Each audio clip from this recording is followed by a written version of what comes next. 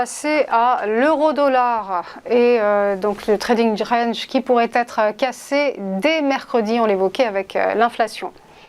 Oui, alors après avoir subi une pression baissière jusqu'à 1,0662 en début de semaine dernière, l'euro a fini par remonter, mais il a buté sur sa résistance à 1,0780. Alors il est fort probable que celle-ci tienne au moins jusqu'à la publication du chiffre de l'inflation, mais la vraie tendance de la paire sera très probablement donnée par la Fed et la BCE, et cela pourrait très bien se traduire par un retournement de marché brutal. Enfin, ne pas oublier que les derniers chiffres européens sont décevants et que l'inflation en zone euro a baissé plus rapidement qu'aux USA.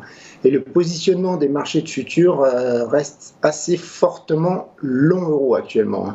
Alors comme support, on voit 1,0660 qui est le plus bas visité plusieurs fois la semaine dernière.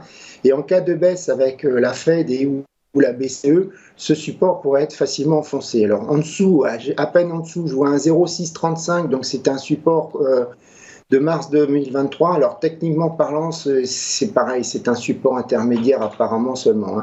Le support important, c'est 1,052030 avec notamment la moyenne mobile de 100 jours. Côté résistance, on a un 0,780, c'est le plus haut atteint il y a 2 semaines après le rapport sur l'emploi Jolts. Alors au-dessus encore, on a 1,08, 1,0830.